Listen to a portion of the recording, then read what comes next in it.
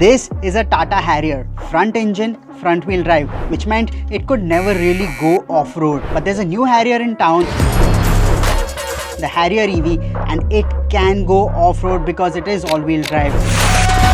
It gets a lot of handling capabilities over the regular Harrier, and it has a host of ADAS features. Prashant drives it on an off-road course to find out more.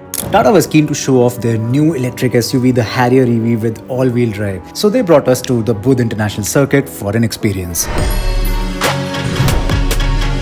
They started off by recreating the popular reel Tata uploaded some time ago by pulling a tablecloth from under a few fruits, drinks, pastries on some expensive crockery kept on a table. Considering the 504 Nm torque and 331 bhp of power, this was just too easy. So they upped the ante and pulled a VAP 8x8 tank from a Harrier EV. For context, that VAP 8x8 is over 11 times heavier than the car.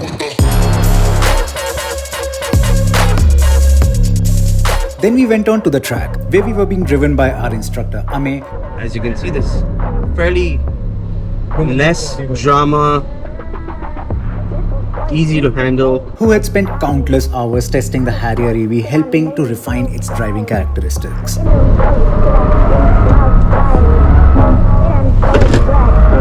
While he was full sending it through the track, I got chatting with him to know more about the car. Does the traction control kick in the middle of the twitch?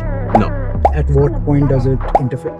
It interferes when it's a little bit more dramatic than what we just had. So that was a little too early for it to kick in. How heavy is the steering when you turn it at speed? It's pretty light, to be honest with you. It isn't very heavy.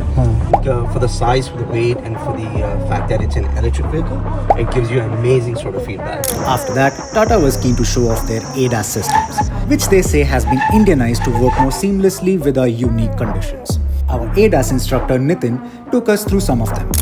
And I just forgot. This is what happens on Indian roads every day. While you are busy doing something, there's always somebody who's interested in coming in front of your car. And what the car just did is called AEB, which is your automatic emergency braking.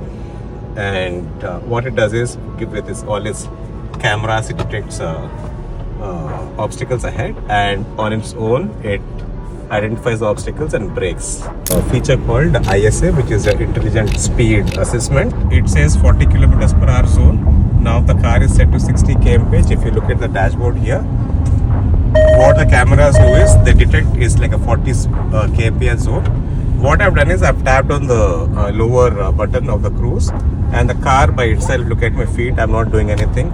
The car by itself brings the car back to the speed zone limit, which is like 40 kmph here. It brings it back by a kilometer less than that, which is 39.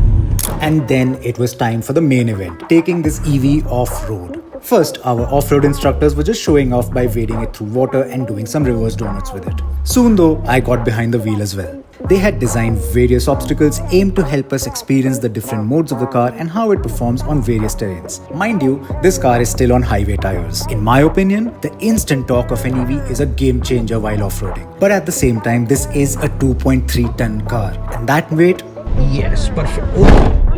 means you have to learn to use your driving ability along with the electronic aids to utilize its capabilities optimally. And that can only happen when you have spent a significant time with the car. It's a learning process that we will all have to go through. I intend to save my verdict for when we get to drive it at length and do our own tests with it.